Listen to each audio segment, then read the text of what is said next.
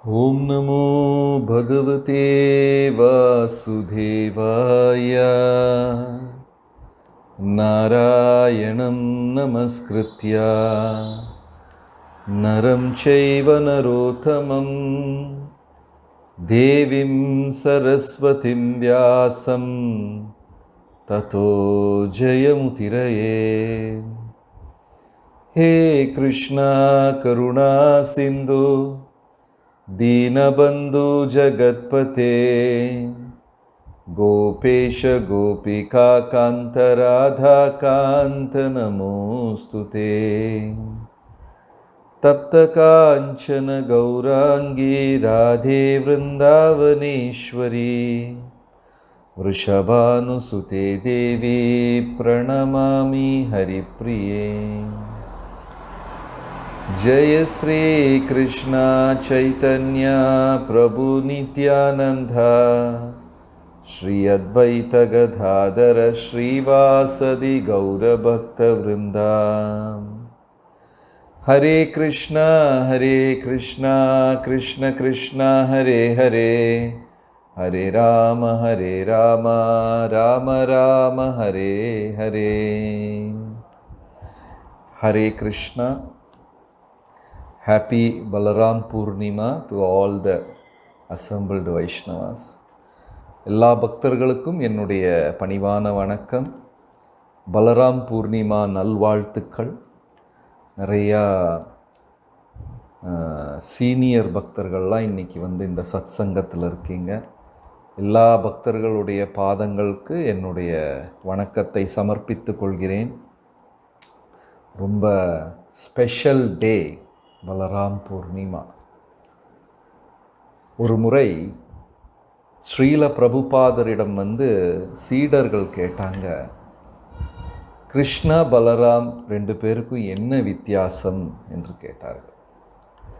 பிரபுபாதர் ரொம்ப ஒரு ஒரு என்ன சொல்வது, ஒரு குதூகலமான ஒரு மனநிலையில் இருந்தார். பிரபுபாதருக்கு டெய்லி சாயங்காலம் ஒரு 7-7:30 மணியிலிருந்து இரவு 8-8:15 மணி வரை ரொம்ப லைட் மூடில் இருப்பார். அப்படியே நல்லா சூடு பாலெல்லாம் குடிச்சிட்டு ரூல்ஸ் எல்லாம் பிரேக் பண்ணுவார் பிரபுபாதர். அந்த டைமில் ஆயில் பூரி சாப்பிடக்கூடாதுன்னு அதுதான் சாப்பிடுவார். அது ரொம்ப light mood. He will be in a very lighter mood around 7-7:30 most of the time, especially in விருந்தாவனத்தில் இருக்கும்போது. ஸோ எல்லா ரூல்ஸும் he will break. He will eat that oily puri, samosa, kachori, what ever disciples say, இதை சாப்பிடக்கூடாது, அதை செய்யக்கூடாது, எதெல்லாம் சொல்கிறார்களோ அதையெல்லாம் அன்றைக்கி பிரேக் பண்ணுவார். அந்த டைமில் நிறையா தடவை அந்த மாதிரி நடந்திருக்கும். பக்தர்களை ரொம்ப கிண்டல் செய்வார், கேலி செய்வார். நல்ல பெரிய கிளாஸில் சூடாக பால் குடிப்பார். அப்போ தான் இந்த ஃபேமஸ் ஜோக்கெல்லாம் நடந்தது. ஒரு தடவை ஒரு சீடர் ரொம்ப சூடாக கொண்டு வந்துட்டார் பாலை. குடிக்கக்கூட முடியாது, அந்த அளவுக்கு ரொம்ப சூடாக பாலை கொண்டு வந்துட்டார். உடனே பிரபுபாதர் தொட்டுட்டு அப்படியே கை சுற்றுச்சு பிரபுபாதருடைய கை. உடனே கையை பின்னாடி எடுத்தார். ரொம்ப சூடாக இருக்கே அப்படின்னாரு. உடனே அந்த சீடர் சிரிச்சுக்கிட்டே, Prabhupada, you only said we should drink milk as hot as possible. Prabhupada smiled and said, but this is impossible. ஜோக்கெல்லாம் அடிப்பார் அந்த டைமில். So it was like a fun time. And அந்த நேரத்தில் தான் கிருஷ்ணா புக் படிப்பார்.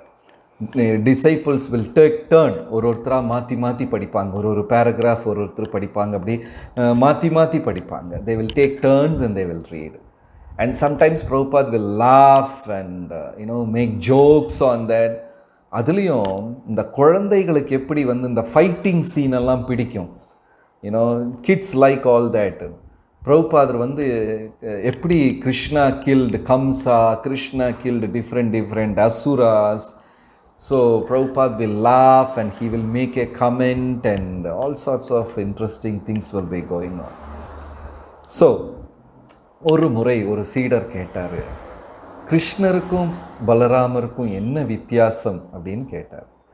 பிரபுபாதர் சிரிச்சுக்கிட்டே சொன்னார், both of them are gods. ரெண்டு பேருமே கடவுளர்கள். ஒருத்தர் சேவையை செய்கிறார், இனி ஒருத்தர் சேவையை ஏற்றுக்கொள்கிறார். சேவிய பகவான், சேவக பகவான். ஒருத்தர் சேவையை ஏற்றுக்கொள்கிறார், one receive service and another one render service.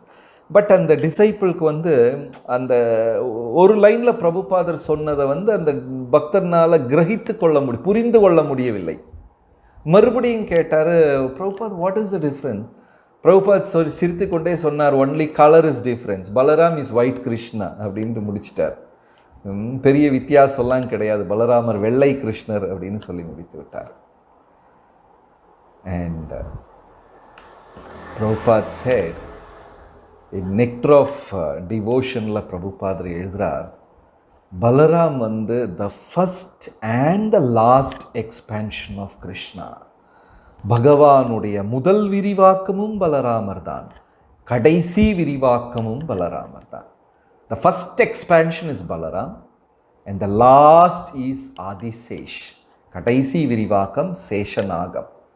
Sesha அப்படின்னா அதுக்கப்புறம் ஒன்றும் கிடையாது என்ற பொருள். அதுதான் கடைசி, அதுக்கு அப்புறம் ஒன்றும் கிடையாது. அதனால தான் அதை சம்ஸ்கிருதத்தில் சான்ஸ்கிரிட்டில் சேஷா என்ற வார்த்தை உபயோகம் செய்வார்கள். பிரபுபாதர் சொல்கிறார், அந்த சதுர்வியூகமும் பலராமர் தான். சங்கர்ஷ்ண பிரத்யும்ன அனிருத்த வாசுதேவா, அந்த சதுர்வியூகங்களும் பலராமர் தான். வாசுதேவன்லிருந்து பரமாத்மா வருது. சங்கர்ஷண பிரத்யும்ன அனிருத்த அவங்களிலிருந்து புத்தியும் மனசும் வருகிறது. சங்கர்ஷனாலிருந்து 24 எலிமெண்ட்ஸ் வருது.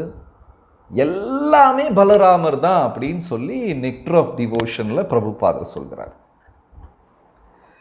ஸோ பகவானை எவ்வளவு அழகாக சேவை செய்ய முடியும் என்று பகவானுக்கு மட்டும்தான் சொல்லித்தர முடியும். பிரபுபாதர் அந்த உலக புகழ் பெற்ற வியாச பூஜா திருவிழா நடந்த மாதிரி தன்னுடைய சீடர்களை கூப்பிட்டு சொன்னார், எனக்கு வியாச பூஜா நீங்கள் பண்ணுங்கன்னு. பாருங்களேன், எவ்வளவு ஒரு கஷ்டமான சூழ்நிலையாக இருக்கும். குருவே தேவைப்படுகிறார், எனக்கு நீங்கள் வியாச பூஜா பண்ணித்தாங்க அப்படின்னு. ஏன்னா வேறு வழி இல்லை, வேறு அவங்களுக்கு தெரியாது. ஆனால் அவங்களுக்கு செய்ய தெரியல. பிரபுபாதர் மறுபடியும் அந்த விழாவை எடுக்க சொன்னார். அவர் சொல்லி கொடுத்தார் என்னெல்லாம் செய்ய வேண்டும். அதே மாதிரி பகவானுக்கு சேவை செய்ய வேண்டும் என்றால் அது பகவானே சொல்லி தந்தா தானே நமக்கு தெரியும். இல்லைன்னா நமக்கு தெரியாது. நம்ம எதையாவது தலைகீழாக பண்ணிவிடுவோம். ஸோ பகவானே சொல்லித்தர்றார். கிருஷ்ணரே பலராமரின் உருவத்தில் சேவை எப்படி செய்ய வேண்டும். அதில் ஒரு இருமுகம் இருக்கு. ஒரு காயினுக்கு 2 பக்கம் இருக்கிற மாதிரி இருமுகம் இருக்கு. ஒரு சைடில் பலராமர் பகவானுக்கு சேவை செய்து கொண்டிருக்கிறார். இனி ஒரு சைடில் குருவாக, ஆதி குருவாக மற்றவர்களுக்கு அதை எப்படி செய்ய வேண்டும் என்று சொல்லி கொடுக்கிறார். ஸோ அதனால் பிரபுபாதர் சொல்கிறாரு, பலராமரை திருப்திப்படுத்தினால் மட்டும்தான் நமக்கு பகவானை சேவிக்க முடியும். குரு பரம்பரை ஆச்சாரியர்களை சேவை செய்ய முடியும். வைணவர்களை சேவை எல்லாமே பலராமரை திருப்திப்படுத்தினால் மட்டும்தான் முடியும். ஏன்னா இந்த 2 கிளைகளையும் அவர் தான் இயக்கி கொண்டிருக்கிறார். இந்த 2 போர்ட்ஃபோலியோவும் அவர் கீழே தான் இருக்கு. ஒன்று பகவானை சேவை செய்வது, இனி ஒன்று குரு பரம்பரைக்கு ஆதி குருவாக நின்று கொண்டு பாதுகாப்பது. ரொம்ப கம்மியான கதாபாத்திரங்கள் தான் 5 ரசத்திலையும் பகவானை சேவை செய்யுமா.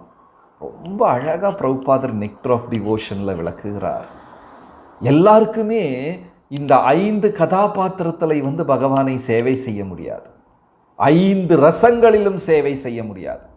சிலவங்க தாசிய ரசம் என்றால் அந்த தாசிய ரசத்தில் பகவானை சேவை செய்து கொண்டிருப்பார்கள். சிலவர்கள் வாத்சல்ய ரசம் என்றால் அதிலேயே இருந்து சேவை செய்து கொண்டிருப்பார்கள். Only very few personalities can render service in all the 5 rasas. அந்த புகழ் பலராமருக்கு மட்டும் உண்டு.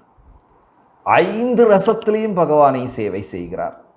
சாந்த ரசம் முதல்ல, அதில் எப்படி சேவை செய்கிறார்னா, ஒரு குடையாக, பகவானின் ஆடையாக, பகவானின் செருப்பாக, அவர் இருக்கும் பொழுது அரியணையாக, சிம்ஹாசனமாக, அவர் படுக்கும்போது பெட்டாக, எல்லாம். இப்போ பாருங்க, நம்ம கோயிலில் மிருதங்கா உபயோகம் செய்கிறோம், கர்த்தாலம் கீர்த்தனங்களில் உபயோகம் செய்கிறோம், விளக்குகள் ஆரத்திக்காக உபயோகம் செய்கிறோம், மண்டபங்கள் கட்டியிருக்கிறோம் பகவானை வைப்பதற்காக.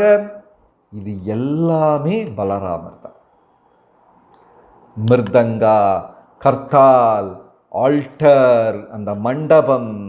இனி கோயிலுக்கு கீழே 1000 தலையுள்ள நாகமாக இந்த கோயிலை தாங்கி பிடித்து கொண்டிருக்கிறார் இல்லையா? அந்த ஃபெஸ்டிவல் கூட நீங்கள்லாம் பண்ணியிருப்பீங்க. பீனாங் டொடு டெம்பிள், அனந்தசேஷ், ஆதிசேஷ் பூமிக்கடியில் வச்சுருப்பாங்க அந்த கன்ஸ்ட்ரக்ஷனுக்கு முதல்ல. அந்த கோயிலை தாங்கி பிடித்து கொண்டிருப்பவரும் பலராமர். அப்போ சாந்த ரசத்தில் இந்த மாதிரி சேவைகள் எல்லாம் செய்து கொண்டிருக்கிறார். மிருதங்கா, கர்த்தால், சிம்ஹாசனம், ஆடை, பகவானுடைய ஆடை, பகவானுடைய உடலில் இருக்கக்கூடிய நகைகள், அணிகலன்கள் எல்லாமே பலராமர். சாந்த ரசம். அதற்கப்புறம் தாஸ்ய ரசத்திலையும் பகவானை சேவை செய்து கொண்டிருக்கிறார் இது. அதாவது ஒரு முறை பகவான் வனபோஜனம் எல்லாம் முடிஞ்சு, இப்போ கூட விருந்தாவனத்தில் போனால் அந்த இடம் இருக்குது, ராம்காட் என்ன அந்த இடத்துக்கு பேர். கிருஷ்ணரும் மற்ற தோழர்கள்லாம் கோபர்கள்லாம் வனபோஜனம் காட்டில் உட்காந்து சாப்பிட்டு, அது ஒரு பெரிய ப்ரோக்ராம். ஒரு வீட்டிலேருந்து கோபிகைகள் வேற வேற வேற வேற உணவுப் பொருட்களை கொடுத்துட்ருப்பாங்க. அதெல்லாம் எல்லாரும் பங்கு போட்டு சாப்பிட்டு கொஞ்ச நேரம் கழித்து பலராமர் பார்க்குறாரு, ஒரு மரத்துக்கடியில் ஒரு கோபன் தூங்கி கொண்டு இருக்கிறார். ஒருத்தர் மரத்துக்கு கீழே தூங்கிட்டு இருக்கிறாரு. ரொம்ப சிரிப்பாக வேடிக்கையாக இருக்கும். ஒரு கோபன் குரங்குக்கு மேலே தலையை வைத்து தூங்கி கொண்டு இருக்கிறார். எல்லாருமே தூங்கி கொண்டு இருக்கிறார்கள், யாருமே இல்லை கவனிக்கல. கிருஷ்ணரும் ஒரு மரத்துக்கு கீழே தூங்கி கொண்டு இருக்கிறார். அந்த ஒரு அன்பை பாருங்க. பலராமர் அமைதியாக சென்று பகவானுக்கு எந்த இடைஞ்சலும் பண்ணாமல் அந்த அவருடைய பாதம், கால்களை எடுத்து தன் மடியில் வைத்து கொண்டு பலராமர் மெதுவாக கிருஷ்ணரின் பாதத்தை அமர்த்தி கொடுப்பார். எவ்வளோ வயசு? 6 வயசு அந்த டைமில். அப்படியே இனிமையாக தன்னை மறந்து அப்படியே பகவானுக்கு சேவை செய்து கொண்டிருப்பார். அந்த அவர் சேவை செய்வதை பார்த்து மரங்களெல்லாம் தலைகுனிந்து பலராமர் பாதத்தை தொடுமா. பிருந்தாவனத்தில் ராம்காட் அப்படிங்கிற இடத்துல இந்த லீலை நடந்தது. மரங்களெல்லாம் தலைகுனிந்து அப்படியே பலராமர் பாதத்தை தொட்டு மறுபடியும் போகும். அதே மாதிரி ஒரு நாளைக்கு இந்த ஒரு பெயிண்டிங் கூட நீங்கள் ஹரே கிருஷ்ணா இயக்கத்தில் பார்க்கலாம். யசோதா தாயார் அழகான நகைகளால் பகவானை அலங்காரம் செய்து கொண்டிருக்கிறார்கள். காதுக்கு பெரிய பெரிய அணிகலன்கள், கழுத்தில் நகைகள். உடனே பலராமரும் ஓடி ஒரு ஆர்னமெண்ட்டாக ஒரு நகையாக எடுத்து, இது நல்லா சேரும், அது சேராது, இது கரெக்டாக இருக்கும் அப்படின்னு சொல்லி அவரும் சந்தோஷமாக யசோதா ரோஹிணியுடன் சேர்ந்து பகவானுக்கு அலங்காரம் செய்து கொண்டிருக்கிறார். இப்போ பாருங்கள், சாந்தரசத்தில் சேவை செய்கிறாங்க பலராமர். தாஸ்ய ரசத்தில் பலராமர் சேவை செய்கிறார். வாத்சல்ய ரசத்திலே கூட சேவை செய்கிறார். அதனால தான் கிருஷ்ணர் மண்ணு சாப்பிடும்போது பலராமருக்கு பொறுக்கலை. ஒரு நாளைக்கு அந்த பிரம்மாண்ட காட், அந்த கோகுலத்தில் அழகான அந்த ஒரு யமுனையின் கரை, அந்த இடத்துல தான் பிரபுபாதர் 1-2 முறை சென்று யமுனையில் குளித்தார். இப்போ நீங்கள் எல்லாரும் விருந்தாவன் போயிருப்பீங்க, அந்த பிரம்மாண்ட காட்டுக்கு போயிருப்பீங்க. அங்கே உட்கார்ந்து கிருஷ்ணர் மண்ணை எடுத்து சாப்பிட்டு கொண்டு இருக்கிறார். பலராமர் சொல்கிறார், சாப்பிடாத சாப்பிடாத. அந்த நிமிஷம் பலராமர் கிருஷ்ணரின் பெற்றோருக்கு இணையாக மாறிவிடுகிறார். ஒரு குழந்தை மண்ணு சாப்பிடும்போது தாய்க்கு உண்டான வலி பலராமருக்கு உண்டாச்சு. போர் கையை பிடிச்சு இழுக்கிறார், கிருஷ்ணருடைய கையை சாப்பிட வேண்டான்னு சொல்றார், கோபப்படுகிறார். ஆனால் கிருஷ்ணர் என்ன செய்கிறாரு? பலராமர் கோபத்தை அதிகம் செய்வதற்காக சிரித்து கொண்டே சாப்பிட்டு கொண்டு இருக்கிறார் மண்ணை. ஏதோ நல்ல பிரசாதம் சாப்பிட்ற மாதிரி ரொம்ப சிரிச்சு சிரிச்சு மண்ணை வாரி வாரி சாப்பிட்றார். பலராமர் கையை பிடித்து இழுக்கிறார், சாப்பிடாதேன்னு கோபப்படுகிறார். கிருஷ்ணர் அதிகமாக சாப்பிடுகிறார். பலராமருக்கு ரொம்ப மனக்கவலையாய் ஓடி போய் யசோதா தாயார்கிட்ட புகார் சொல்லி அவங்களை கூட்டி கொண்டு வருகிறார். அந்த கிருஷ்ணருக்கு ஏதாவது ஒரு இடைஞ்சல் வருது, சரியான வேலைகள் கிருஷ்ணருக்கு நடக்கல, ஏதோ எதிராக நடக்குது அப்படின்னா உடனே ஒரு தாயின் தந்தையின் உள்ளம் வந்து விடுமாம் பலராமருக்கு. அன்னைக்கு பலராமர் வீட்டில் இல்லை.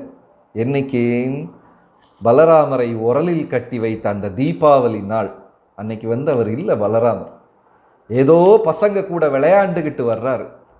திரும்பி வீட்டுக்கு வந்து பார்த்தா கிருஷ்ணரை உரல்ல கட்டி வச்சிருக்காங்க. வந்தது பார் கோபம் அவருக்கு. ஆதிசேஷனுக்கு 1000 தலை 1000 தலையிலிருந்தும் அக்னியை துப்புவது போல் கோபம் யார் இதை கட்டினார்கள் என்று அலறிக்கொண்டு கேட்டார். ஒரு சிங்கம் கர்ஜனை செய்வது போல் கர்ஜனை செய்து கேட்டார், யார் இதை கட்டினாங்க?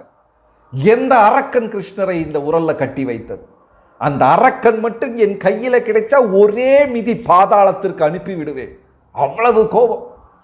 அப்பத்தான் கோபர்கள் சொல்றாங்க, வேற யாரும் இல்லை, வேற யாரும் இல்லை, யசோதா மாதா, அப்படி ரகசியமா சொல்றாங்க.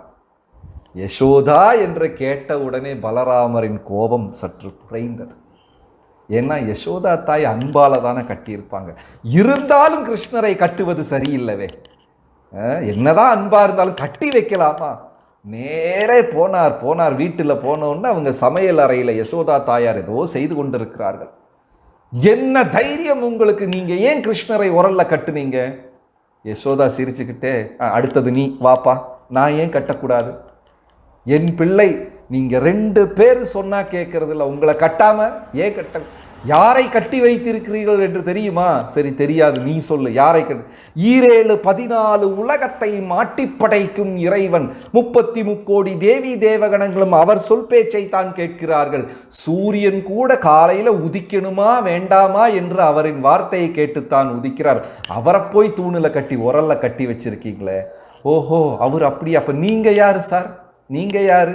உடனே பலராமன், நான் ஆதிசேஷன், அனந்தன், 14 உலகத்தையும் என் தலையில் தாங்கிக் கொண்டிருக்கிறேன். யசோதா கேட்டாங்க, எல்லா கடவுளும் ஏன் என் வீட்டுக்கு வந்தீங்க? அன்பால தாய் கட்டி விட்டார். ஸோ கிருஷ்ணருக்கு ஏதாவது ஒரு இடைஞ்சல் என்றால் பலராமர்னால தாங்கிக் கொள்ளவே முடியாது. உடனே அந்த வாத்சல்ய ரசா, அந்த ரசத்துக்கு போய்விடுவார். சாந்த ரசத்தில் சேவை செய்கிறார், அப்புறம் தாசிய ரசத்தில் சேவை செய்கிறார், வாத்சல்ய ரசத்தில் சேவை செய்கிறார், அதற்கப்புறம் நண்பனாக சக்கிய ரசத்திலும் சேவை செய்கிறார். ஒரு நாளைக்கு கிருஷ்ணரும் பலராமரும் அழகாக கோகுலத்தில் பசுக்களை மேய்க்க போறாங்க. உடனே பலராமருக்கு ஒரு நாள் கிருஷ்ணரை ஒன்று கிண்டல் செய்தால் நல்ல அந்த ஒரு நண்பன் சாக்கியரசர் உடனே சொல்ற, கிருஷ்ணா, நான் உனக்கு ஒரு ரகசியம் சொல்லட்டுமா? கிருஷ்ணர் கேட்குறார், என்ன ரகசியம் சொல்லுங்க. அது வெளியே யாருக்குமே தெரியாது. இதை நீ கண்டிப்பா அப்பா அம்மா கிட்ட எல்லாம் போய் கேட்கக்கூடாது. கிருஷ்ணர் சொல்றார், இல்லை, நான் கேட்கவே மாட்டேன். இது ஒரு மாபெரும் எதுகுலத்தின் ரகசியம், உனக்கு மட்டும் நான் சொல்லித்தர்றேன், நீ இதை யார்கிட்டையும் போய் பேசக்கூடாது, மனசுக்குள்ளேயே வைத்துக்கொள். கிருஷ்ணரும், சரி அண்ணா, நான் மனசுலேயே வைத்துக் கொள்கிறேன். நந்தகோபர் நம் தந்தையாரை பார்த்திருக்கியா? அவர் என்ன நிறம்? உடனே கிருஷ்ணர் சொல்ற, பால் போல வெள்ளை நிறம் நந்தகோபர். அழகென்று சொன்னால் பேரழகன் நம் பிதா, நம் தந்தையார், பால் போல வெள்ளையா இருப்பாங்க. அப்படியா? யசோதா தாயார் என்ன நிறம்? தங்கத்தின் நிறம், தங்கம் மாதிரி அப்படியே ஜொலிப்பாங்க, தங்கத்தின் நிறம். நான் என்ன நிறம்? நீங்களும் பால் மாதிரி வெள்ளையா இருக்கீங்க, எவ்வளவு அழகா இருக்கீங்க அண்ணா. உன்னுடைய நிறம் என்ன? கிருஷ்ணர் சொல்ல, நான் கருப்பு. நீ ஒரு நாளைக்கு நாங்கள் வரும்போது ரோட்டில் கிடந்த, உன்னை நாங்கள் தத்தெடுத்துட்டு வந்தோம். நீ நந்தகோபரும் யசோதாவின் பிள்ளை கிடையாது, you are an adapted Sun, நின்னை தத்தெடுத்த பிள்ளை, நீ உண்மையிலேயுமே வந்து நம்ம குலத்தில் பிறக்கலை. பலராமர் சொல்கிறார் கிருஷ்ணர்கிட்ட. ஒரு நாளைக்கு கிருஷ்ணரை ஸ்க்ரூ பண்ணணும்னு ஆசை பண்ணிப்பட்டார். மேபி இஸ்கான் டிவோட்டி தானே பலராமரும், கொஞ்சம் கிருஷ்ணரை ஸ்க்ரூ பண்ணி விட்டார். உங்களை நாங்கள் அடாப்ட் பண்ணணும், தெருவில் கிடந்தது, அதனால் காட்டு விலங்குகள் ஏதாவது பிடித்து சாப்பிட்டு விடும் என்று நந்தகோபர் உன்னை வீட்டுக்குள்ளே கொண்டு வந்து சொந்தம் பிள்ளையாக வளர்த்தார்கள். அதை கிருஷ்ணர் கேட்ட உடனே அவருக்கு வந்த கோபம், நான் தத்து பிள்ளை என்று பலராமர் சொல்லிவிட்டாரே. நேராக போய் யசோதா தேவி கிட்ட கேட்குறாங்க, பலராமர் சொன்னார் நான் தத்தெடுத்த பிள்ளை, உங்கள் பிள்ளை கிடையாது, உண்மையா? யசோதாவும் சொன்னாங்க, ஆமாம் உண்மைதான், நீ வந்து தத்தெடுக்கப்பட்ட பிள்ளை. ரொம்ப கோபம் வந்தது. அன்னைக்கு முழுசா கிருஷ்ணர் பிரசாதம் சாப்பிடலை, அம்மா கூட பேசலை, அப்பா கூட பேசலை, முகத்தை எல்லாம் அப்படியே பெருசாக வைத்து கொண்டு அப்படியே கோபப்படுவாராம். அவரை பார்த்து யமனே பயப்படுறாங்க. இருந்தாலும் பகவான் வந்து மக்களை ஏமாற்றுவதற்காக, லீலைகள் ஆடுவதற்காக கோபப்படுகிறார் இல்லையா? நம்ம இந்த தாமோதர அஷ்டகத்தில் பார்ப்போம். ருதந்தம் முகுர்நீத்ர யுக்மம் ரஜாந்தம் கராம்போஜ யுக்மேன சாத்தங்கன். கண்ணிலிருந்து ஒரு துளி தண்ணி கூட வராது. இருந்தாலும் அந்த கண்ணை போட்டு கசக்கி கசக்கி கசக்கி எல்லாம் செவந்து போயிடும்.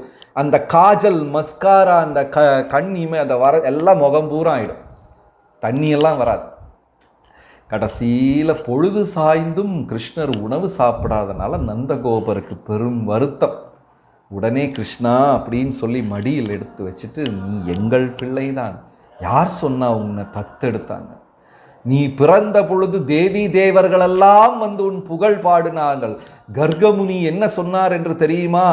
நீ வந்து இந்த உலகத்தில் இருக்கும் அனைத்து உயிரினங்களின் இதயத்தில் இருக்கும் பரமாத்மா என்று உன்னை புகழ் பாடினார். அதனால கிருஷ்ணா கவலைப்படாத. உடனே கிருஷ்ணர், ஆஹா பலராமரின் நாடகமா இது? வெள்ளையாக இருக்கிறேன் என்ற அகங்காரம் அவருக்கு, அகந்தை. நான் கருப்பா போயிட்டேன், அவர் வெள்ளையா இருக்கிறார், அந்த அகந்தையினால் இதை செய்திருக்கிறார். அடுத்த நாளை காலையில் எந்திரிச்சு போய் யசோதா தேவி கிட்ட, நேற்றைக்கு முழுசா நீங்க நாடகம் ஆடுனீங்க இல்லையா, ஒரு வேலை செய்யுங்க, என்னை இன்னைக்கு வெள்ளையாக்கித்தாங்க, இன்னைக்கு என்னை வந்து வெள்ளையாக்கணும் நீங்க. யசோதா சொன்னாங்க, அதெல்லாம் முடியாது கிருஷ்ணா, உன்னை எப்படி வெள்ளையாக்குறது? நீதான் ரொம்ப அழகன் என்று கிருஷ்ணரின் புகழ் பாடுகிறார்கள் யசோதா தாயார். உன் அழகு அப்படி, உன் அழகு இப்படி, கருப்பா இருந்தாலும் உன் அழகுக்கு நிகராக இந்த படைப்பில் வேற அந்த அழகே கிடையாது என்ன சொல்லியும் கிருஷ்ணர் சமாதானப்படவில்லை. என்ன வெள்ளையாக்கியே தான் ஆகணும். யசோதா தாயார் சொன்னாங்க, ரொம்ப கஷ்டம் கிருஷ்ணா உன்னை வெள்ளையாக்குறது. அப்படின்னா ஒரு வேலை செய்யுங்க, பலராமரை கருப்பாக்கிடுங்க. என்ன வெள்ளையாக்க முடியலன்னா பரவாயில்ல, அவரை இன்னைக்கு கருப்பாக்கிடுங்க. அப்படியே அப்போ பலராமர் வந்து கிருஷ்ணரின் ஆனந்தத்திற்காக தன்னையே கருமையாக்கி கொண்டார். அவர் பாருங்களேன், சேவைனா இதுதான். பகவானை திருப்திப்படுத்துவதற்காக யாராவது அழகா இருக்கிறவங்க அசிங்கமாக கறி பூசுவாங்களா? நம்மெல்லாம் ரிவர்ஸில் பண்ணுறோம். கருப்பாக இருக்கிறவங்கெல்லாம் பெயிண்ட் அடித்து வெள்ளையாக்க ட்ரை பண்ணுறாங்க. அழகாக இருக்கிறவங்க யாராவது அசிங்கமாக முயற்சி செய்வார்களா? ஆனால் அன்றைக்கு வந்து பகவானின் திருப்திக்காக பலராமர் வந்து தன்னை கருமைப்படுத்தி கொள்கிறார். பாருங்க, இதுதான் சாக்கிய ரசம். சாந்த ரசத்தில் சேவை செய்தார், வாத்சல்ய ரசத்தில் சேவை செய்கிறார், நண்பனாக எல்லா விதத்திலையும் சேவை செய்கிறார். கடைசியில் மிக உயர்ந்தது மாதுரிய ரசம். அந்த ரசத்துக்குள்ள பலராமருக்கு நேரடியாக நுழைய முடியாது. ஏனென்றால் அது கோபியர்களுக்கு மட்டும் இருக்கக்கூடிய தனிப்பட்ட ஒரு ரசம். அதில் வந்து கோபியர்களுக்கு மட்டும்தான் பகவானை சென்று அன்பாக சேவை செய்ய முடியும். அதை உணர்ந்து கொண்டு பலராமர் என்ன செய்கிறார்? அனங்க மஞ்சரியாக விரிவாக்கம் செய்கிறார். பலராமரே வந்து ராதாராணியின் தங்கையாக அனங்க மஞ்சரியாக வந்து விரிவாக்கம் செய்கிறார். இந்த அனங்க மஞ்சரி தான் நித்யானந்த லீலையில் ஜானவி மாதாவாக அவதாரம் செய்கிறார்கள். இன்றைக்கு கூட நீங்கள் ஜெய்ப்பூர் போனீங்கன்னா அனங்க மஞ்சரி தாயாருக்கு கோயில் இருக்கிறது. அப்போ ராதாராணியின் தங்கையாகவே பலராமர் விரிவாக்கம் செய்கிறார். மாதுரியல் ரசத்தில் கூட போதும். அப்போது நிறையா கதாபாத்திரங்கள் கிடையாது. இந்த 5 ரசத்திலையும் பகவானுக்கு சேவை செய்யக்கூடியவர்கள் ரொம்ப ரொம்ப கம்மி. அதில் சிறந்தவர் பலராமர். அந்த மாதிரி பிரபுபாதர் சொன்ன மாதிரி சேவக பகவான், சேவிய பகவான், சேவை செய்யக்கூடிய பகவான். இனி ஒன்று சேவைகளை ஏற்றுக்கொள்ளக்கூடிய பகவான். குருவின் ஆசீர்வாதம் இல்லாமல் பக்தர்களுக்கு பகவானை புரிந்து கொள்ளவோ பகவானுக்கு சேவை செய்யவோ இயலாத காரியம், முடியாத காரியம். நம்ம கூட டெய்லி ஜபமாலை எடுத்து வைத்து கொண்டு கிருஷ்ணா உங்களுக்கு சேவை செய்யக்கூடிய ஒரு வாய்ப்பு தாருங்கள் என்று பிரார்த்தனை செய்கிறோம். காலையில் 16 மாலை அதைவே சொல்கிறோம், எனக்கு சேவை செய்யும் வாய்ப்பு, சேவை. ஏன்னா பகவானோடு உறவு வைத்து கொள்ளக்கூடிய ஒரே ஒரு சூழ்நிலை சேவை மட்டும்தான். அதை அகங்காரம் இல்லாமல், கோட்பாடு, கட்டளைகள், கண்டிஷன்ஸ் எதுவுமே இல்லாமல் தூய்மையாக அவரை திருப்திப்படுத்துவதற்காக சேவை செய்ய வேண்டும். இந்த ஆசை இது பலராமருடைய ஆசீர்வாதத்தில் மட்டும்தான் நடக்கும். ஸோ இன்றைக்கு இந்த பலராம பூர்ணிமா நாள் மனதார பலராமரை பிரார்த்தனை செய்ய முடியும்.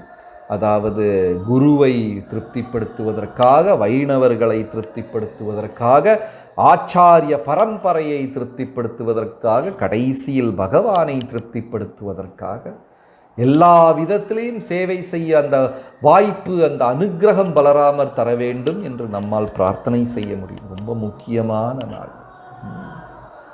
ரொம்ப அந்த அளவுக்கு சேவைக்கு பலராமர் முக்கியத்துவம் கொடுக்கிறார். பகவானுக்கு ஏதாவது ஒரு சின்ன இடைஞ்சல், சின்ன கஷ்டம் என்றால் பொறுத்து கொள்ளவே முடியாது. இதில் கிருஷ்ணருக்கு ரொம்ப ஒரு நாட்டி சன் இருக்கிறார். கிருஷ்ணருக்கும் ஜாம்பவதிக்கும் பிறந்த ஒரு பிள்ளை, யார் பேச்சையும் கேட்காது. அவர் பேர் சாம்பா. சாம்பா யாருடைய பேச்சையும் கேட்க மாட்டார். ரொம்ப நாட்டியஸ்ட் சன் பகவானுடையது. கிருஷ்ணருக்கும் ஜாம்பவதிக்கும் பிறந்த பிள்ளை. ருக்மிணிக்கு பிறந்தது பிரத்யும்னா, ரொம்ப தலை சிறந்த பிள்ளையான அந்த சாம்பா ரொம்ப விளையாட்டான நாட்டி சன்.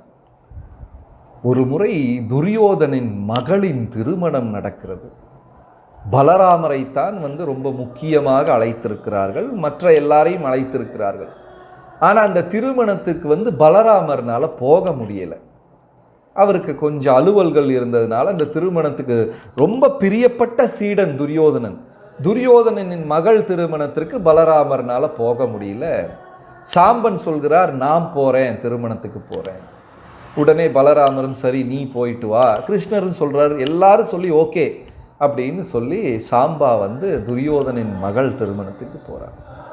திருமணத்துக்கு போனோமா, அவங்கள ஆசீர்வாதம் பண்ணமா, சாப்பிட்டமா, வந்தமான்னு இல்லாமல் அந்த திருமண கோலத்தில் இருந்த பெண்ணை கடத்தி கொண்டு ஓடி விடுகிறார் சாம்பா. சாம்பா ரொம்ப நாட்டி. இந்த சாம்பா தான் பெண் வேடம் அணிந்து கொண்டு முனிவர்களிடம் கேட்டார், நான் பெண், என் கர்ப்பத்தில் ஆண் பிள்ளை இருக்கிறதா பெண் பிள்ளை இருக்கிறதா என்ற கேள்வியை கேட்டவரும் இந்த சாம்பா தான். அப்போ போய் அந்த திருமணத்துக்கு போய் அந்த பெண்ணை அபகரித்து கொண்டு போகிறார். நீங்கள் யாரும் லைஃப்பில் இதை ப்ராக்டிஸ் பண்ணக்கூடாது. அங்கே போய் பெண்ணை அபகரித்து கொண்டு போய் விடுகிறார். உடனே பெருங்கோபம் கௌரவர்களுக்கு படையெடுத்து கொண்டு அந்த சாம்பாவை கைது செய்து விடுகிறார்கள். அப்போ சாம்பனை துரியோதனன் படை கைது செய்து விட்டது என்று கேட்ட உடனே எதுகுலத்தில் இருந்த வீரர்களுக்கெல்லாம் பெரும் கோபம். இன்று வரை போரில் தோல்வி என்னவென்று அறியாத எதுகுலம் படையை திரட்டி கொண்டு துரியோதனனை தோற்கடிக்க போனது. உடனே பலராமர் சொன்னார், கிருஷ்ணா படையெல்லாம் வேண்டாம், துரியோதனன் என் அருமை சீடன், சிஷ்யன், நான் சொன்னால் என் வார்த்தையை தட்ட மாட்டார். நான் போய் பேசி சாம்பனை கூட்டிக் கொண்டு வருகிறேன். படையும் வேண்டாம், போரும் வேண்டாம், ஒன்றுமே வேண்டாம். கிருஷ்ணர் சொல்கிறாரு, சரி. அப்போ பலராமர் போர் இல்லாமல், படை இல்லாமல், ஆயுதம் இல்லாமல் தனியாக போகிறார் துரியோதனனை பார்க்க. துரியோதனா, சாம்பன் சிறு பிள்ளை, அறியாமல் தவறு செய்து விட்டான், கவலைப்படாதே. இருந்தாலும் சாம்பன் மகா வீரன், தீரன், உன் மகளை சாம்பனுக்கே திருமணம் செய்து கொடு என்று பலராமர் கேட்கிறார்.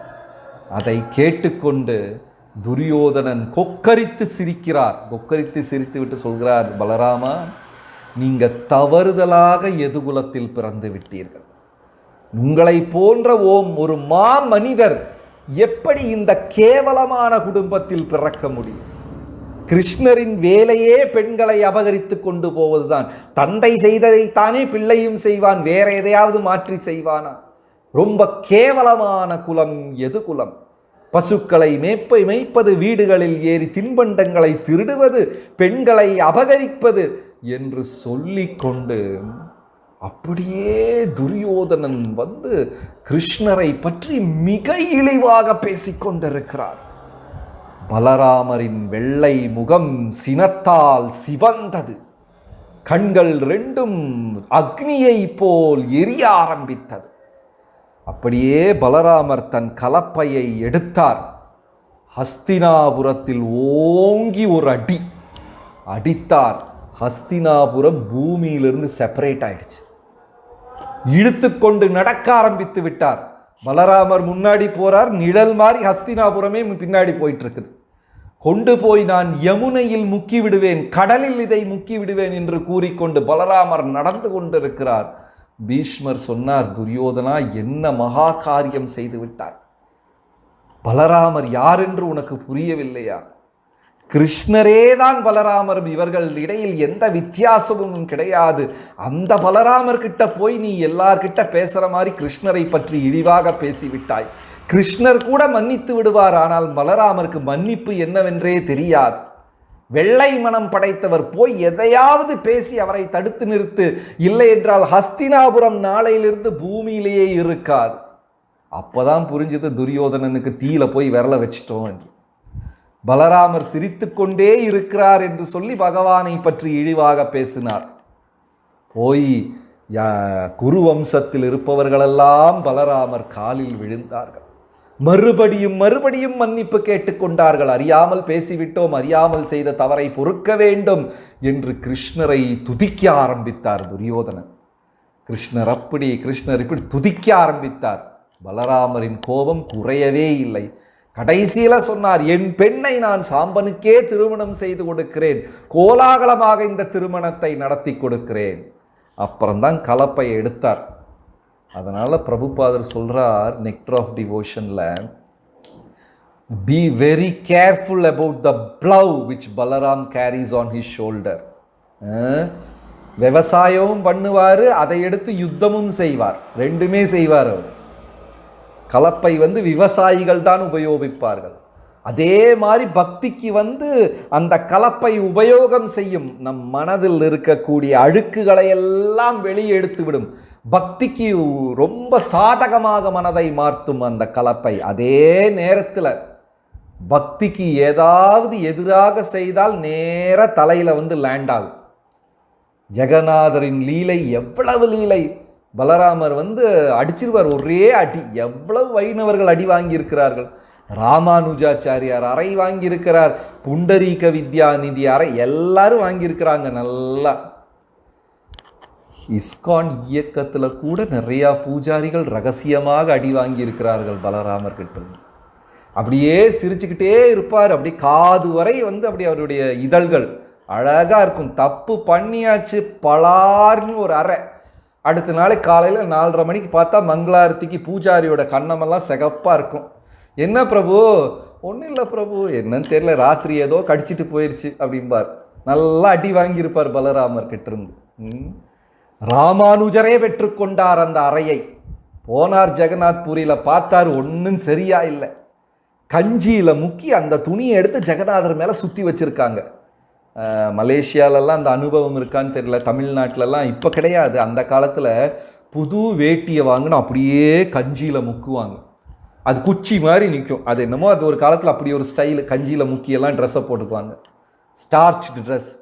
ஜெகநாதருக்கு இன்றைக்கும் அப்படித்தான் கஞ்சியில் முக்கி அந்த துணியை எடுத்து சுத்துறாங்க.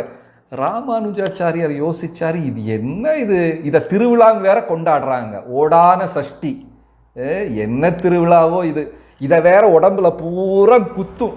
அந்த அந்த ட்ரெஸ்ஸு ஒரு ஸ்மூத்தாகவே இல்லை.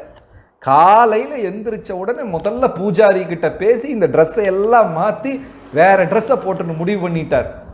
படுத்து தூங்கினார். அவ்வளோதான். காலையில் எந்திரிச்சு பார்த்தா கூர்மக்ஷேத்திரில் இருக்கிறார். 500 கிலோமீட்டர் அந்த பக்கம் எந்திரிச்சிட்டார். நைட்டோட நைட்டாக பலராமர் பலார்னு ஒரு அடியை கொடுத்து ராமானுஜரை தூக்கி கூர்மக்ஷேத்திரத்தில் போட்டார். அப்போது பலராமர் ரெண்டையும் செய்வார். பக்தர்களை ஆசீர்வாதம் செய்வார், ஏதாவது தவறு நிகழ்ந்து விட்டால் அவர் அடியும் கொடுத்துருவார். அந்த அடி வாங்குறவங்கெல்லாம் பலராமருக்கு பிரியமான பக்தர்கள்.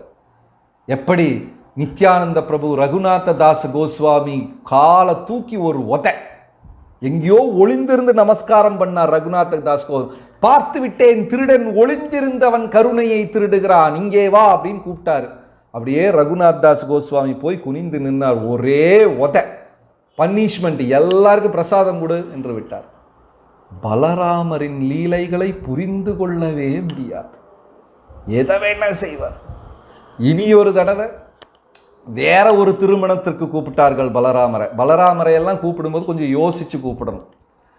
ஏன்னா கிருஷ்ணரை பற்றி ஏதாவது தவறா பேசவோ தவறா சிந்தனை செய்தா போச்சு. இனி ஒரு திருமணத்திற்கு அழைத்தார்கள். அழைத்து இவங்களுக்கு என்ன வேலை, எல்லா நல்ல நாள்லேயே உட்காந்து சூது விளையாடுவாங்க. அப்போ பலராமரை கூப்பிட்டார்கள் விளையாடுவதற்காக. பலராமர் விளையாட வரமாட்டேன் என்று சொல்லிவிட்டார். இல்லை என்றாலும் யாதவர்களுக்கு நேருக்கு நேராக ஒன்றும் செய்ய தெரியாது, கயவர்கள் நயவஞ்சகர்கள் ஒளித்திருந்து தானே உங்களுக்கு எல்லாமே செய்ய தெரியும் அப்படின்னு யாரோ கூட்டத்தில் கிண்டல் பண்ணிட்டாங்க. உடனே பலராமர் நான் விளையாடுறேன் அப்படின்னு உட்காந்துட்டார். ஆனால் உண்மையிலேயுமே பலராமருக்கு டைஸ் அவ்வளவா விளையாட தெரியாது. ஏன்? அது ஏமாற்றுக்காரர்களின் விளையாட்டு. பலராமர் ஸ்ட்ரெயிட் ஃபார்வர்ட், அவருக்கு இதெல்லாம் முடியாது, இந்த விளையாட்டெல்லாம் சரியாகாது. சரி, யாரோ கிண்டல் செய்து விட்டார்கள், பலராமர் உட்கார்ந்து விட்டார். முன்னாடி சகுனி, துரியோதனா, சல்யர், எல்லா அரசர்களும் இருக்கார்கள். ஜராசந்தனின் பிள்ளைகள் எல்லாரும் உட்கார்ந்துருக்காங்க, விளையாண்டுக்கிட்டே இருக்காங்க. பலராமர் தோத்துக்கிட்டே இருக்கார், ஜெயிக்க மாட்டேங்கிறார். பலராமருக்கு தெரியும் நான் நேராக விளையாண்டு கரெக்டாக விளையாடுறேன், ஆனால் தோத்துக்கிட்டு கொண்டே இருக்கிறார். ஏனென்றால் எதிரில் இருப்பவர்கள் ஏமாற்றிக்கொண்டே இருக்கிறார்கள். ஏமாற்றுறாங்கன்னு தெரியும், ஆனால் எங்கே ஏமாத்துறாங்கன்னு தெரியல. மெதுவாக பலராமருக்கு கோபம் வர ஆரம்பித்தது. ஒரு விளையாட்டிலும் ஏமாற்றி விட்டு அவர் கொக்கரித்து கொண்டு சிரித்தார்கள். அப்போ கடைசியா ஒரு ஆகாஷவாணி, ஒரு சத்தம் ஆகாயத்திலிருந்து, பலராம பிரபு எல்லா விளையாட்டிலையும் உங்களை ஏமாற்றிக்கொண்டே இருக்கிறார்கள் அப்படின்னு சொன்னார். பலராமர் எந்திரிச்சார். ஒரே அடி சிரித்த அந்த கிருஷ்ணா புக்கு படிக்கணும், நல்ல கார்ட்டூன் சினிமா பார்த்த மாதிரி அப்படியே நம்ம அறியாமல் சிரித்து விடுவோம். அந்த ஒரு மன்னர் ஏளனமாக கேலியாக கிண்டலாக சிரித்து கொண்டிருந்தார். ஒரே அடி அவன் தலையில, அப்படியே வாயில் இருந்த பல்லு பூரா வெளியே வந்துருச்சு. இனி ஒரு மன்னருக்கு ஒரு அடி அடித்த உடனே அந்த மன்னன் மண்ணுக்கடியில சில அப்படியே ஒரு குழி எடுத்து உள்ள போற மாதிரி உள்ள போய்விட்டார். அதற்கப்புறம் கோபம் அடங்கவில்லை. தன் முஷ்டியை கைகளை மடக்கி கொண்டு ஓங்கி நிலத்தில் அடித்தார். பூமி பிளர்ந்து கங்கை வெளியே வந்தது. சகுனி சொன்னாரு, துரியோதனா விளையாட்டை நிறுத்திக்குவோம். ஏன்? அடுத்தடி நம்ம தலையில விழுந்துரும், அதனால விளையாட்டை நிறுத்திக் கொள்வோம். பகவானை ஏளனம் செய்வது, கிண்டல் செய்வது, ஏதாவது செய்தால் பலராமருக்கு பொறுத்து கொள்ளவே முடியாது. அப்போ சேவை, அந்த அளவுக்கு பகவானுக்கு அவர் சேவை செய்கிறார். அப்புறம் இனி ஒரு முக்கியமான விஷயம், அதே நேரத்தில் பலராம் இஸ் நான் டிஃப்ரெண்ட் ஃப்ரம் கிருஷ்ணர். பகவானுக்கும் பலராமருக்கும் வித்தியாசமும் கிடையாது. அதை நிரூபணம் செய்வதற்காக சில லீலைகள் பலராமர் செய்கிறார். அதுதான் தேனுகாசுர, பிரளம்பாசுர, திவிதா, பல்வலா என்ற அரக்கர்களை கொன்றது. அதே லீலைகள். ஏனென்றால் சரித்திரத்தில் பகவானுக்கும் பலராமருக்கும் வித்தியாசம் இல்லை என்று உணர்த்துவதற்காக அந்த லீலைகளையும் செய்தார். அவர் கோகுலத்தில் விருந்தாவனத்தில் இருக்கும் பொழுதே பிரளம்பாசுரன், பிரளம்பாசுரன், தேனுகாசுரன் என்ற அரக்கர்களை கொன்றார். அப்ப தேனுகாசுரன் எதை குறிப்பிடுகிறார் என்றால் சோம்பல், அக்ஞதை, இதெல்லாம் பக்தர்களுக்கு அறவே சேராத்தது. குலசேகர ஆழ்வார் பாடுகிறார் முகுந்தமாலா ஸ்தோத்திரத்தில், ஆலசியம் வியபனி யத் பக்தி சுலபம் தியாயஸ்வ நாராயணன். ஆலசியம் என்றால் சோம்பேறித்தனம். இதை மட்டும் விட்டாலே போதும், பக்தி சுலபம். பிரலம்பாசுரன் அந்த சோம்பேறித்தனம். ஜபம் சரி, அடுத்த வாரத்திலேருந்து கரெக்டாக மங்களார்த்திக்கு எந்திரிச்சிருவோம். ஜன்மாஷ்டமிக்கு அப்புறம் பாருங்க, நான் கரெக்டாக மங்களார்த்திக்கு எந்திரிச்சிருவேன். இந்த சோம்பேறித்தனம் எல்லாருக்கும் இருக்குது, நமக்கு எல்லாருக்குமே இருக்குது பக்தியில். இந்த சோம்பேறித்தனம், ஆலசியம், சோர்வடைதல், அக்ஞதை, அறியாமையில் இருப்பது, இதெல்லாம் பிரலம்பாசுரன். இந்த பிரலம்பாசுரனை பலராமர் எளிதாக வதம் செய்தார். அதனால் நம்ம மனசில் இருக்கக்கூடிய சோர்வு, சோம்பேறித்தனம், அந்த பக்தியில் வரக்கூடிய ஒரு சோர்வு, இது எல்லாமே பலராமர் முறியடித்து விடுவார். சாரி, மாறி போய்விட்டது, தவறாக சொல்லிவிட்டேன்.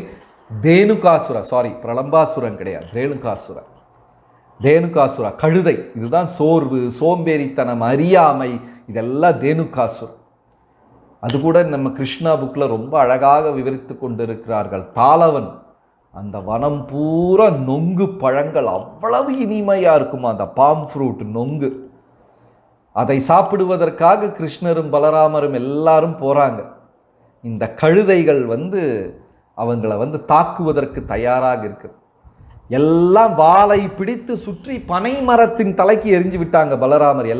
எல்லா இது அந்த மாதிரி தேனுகாசுரா மனதில் இருக்கக்கூடிய சோர்வு, சோம்பேறித்தனம் அனைத்தையும் பலராமர் கருணையால் இல்லாமல் ஆகிவிடும். அதே மாதிரி விருந்தாவனத்தில் ராம்காட்டுங்கிற ஒரு ரகசிய இடத்துல பலராமரும் ராசலீலை ஆடினார். இது வெளிப்படையாக வைத்து கொண்டவர். ரகசியமாக பலராமரும் ஒரு முறை ராசலீலாய் ஆடினார். வருணி என்ற பானத்தை பருகி கொண்டு, இப்போ கூட ஹரே கிருஷ்ணா இயக்கத்தில் பலராமர் பிறந்த நாளுக்கு ஜெயந்திக்கு வருணி சமர்ப்பணம் செய்வார்கள்.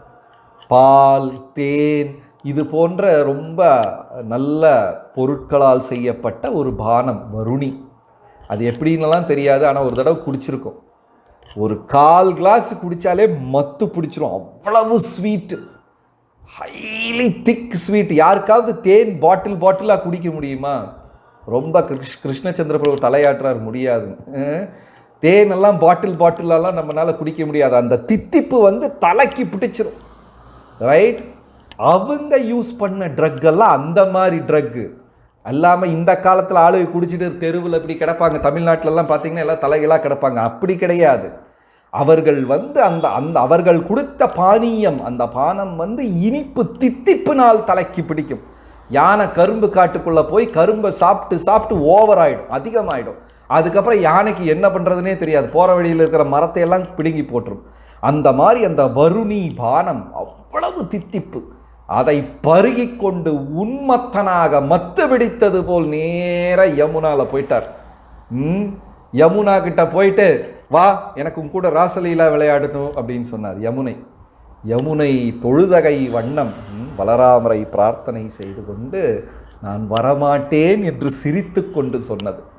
ஏன்னா பலராமருடைய நிலையை பார்த்து, ஏன்னா வருணியை குடித்து அவர் தலைக்கு பிடிச்சிருச்சு ராசலீலை. அப்போ யமுனை சொன்னாங்க, நான் வரமாட்டேன். அவ்வளவுதான். தன் கலப்பையை எடுத்து யமுனையை 1000 துண்டுகளாக விரிசல் போட்டு விட்டார். இப்போ கூட நம்ம அங்கே போனோம்னா பிரஜமண்டலத்தில் அந்த ஒரு இடத்துல மட்டும் யமுனை கால்வாய் மாதிரி பிரிஞ்சிருக்கும். நம் புராணங்கள் எதுவுமே கதை கிடையாது. பகவான் 5000 வருடங்களுக்கு முன்னாடி விருந்தாவனத்தில் நடத்திய லீலைகள் நம்பினாலே போதும், பக்தி கிடைச்சிடும். அப்படியே தன் கலப்பையை எடுத்துக்கொண்டு யமுனையை 1000 விரிசல்களாக போட்டு விட்டார். யமுனை சொன்ன, நான் வர்றேன் ராசலீலைக்கு நான் வர்றேன். உடனே அங்கே ராம்காட்டில் பலராமர் ராசலீலை ஆடுகிறார். அப்போ சில சேவனங்கள், சில லீலைகள் தான் கிருஷ்ணரே தான், அப்போ வித்தியாசம் கிடையாது என்பது உணர்த்துவதற்காக சில லீலைகள். அப்போது முதல்ல இருந்து பார்க்கலாம். சேவையின் அதிபதி பலராமர். இன்றைக்கு நம்ம பலராமரிடம் பிரார்த்தனை செய்து கொள்வோம். குரு ஸ்ரீல பிரபுபாதர், வைணவர்கள், குரு பரம்பரை, கடைசியில் முழுமுதற் கடவுளான கிருஷ்ணரை திருப்திப்படுத்துவதற்கு பலராமர் சிரித்தால் போதும் நடந்துவிடும். கிருஷ்ணரை திருப்திப்படுத்துவது கொஞ்சம் கஷ்டம். ஏன்னா நடுவில் ஏதாவது ஒரு ரிடில் பசில் எல்லாம் வச்சிருவார் வாழ்க்கையில். ஆனால் பலராமரை திருப்திப்படுத்துவது ரொம்ப எளிது. தூய்மையான எண்ணமும் சிந்தனையும் செயலும் இருந்தால் பலராமர் திருப்தியாகி விடுவார். அப்படி திருப்தியாகி விடும் பொழுது நம் பக்தியும் ரொம்ப எளிதாக மாறிவிடும். அதனால் இந்த திருநாளில் பலராமரின் திருவடியில் பிரார்த்தனை செய்து கொண்டு பகவானை திருப்திப்படுத்த முடியணும். பலராமருடைய ஆசீர்வாதம் வேண்டும். நன்றாக கலிகாலத்தில் நமக்கு பிரச்சாரம் செய்ய முடிய வேண்டும் என்று பிரார்த்தனை செய்து கொள்ளும். ஹரே கிருஷ்ணா.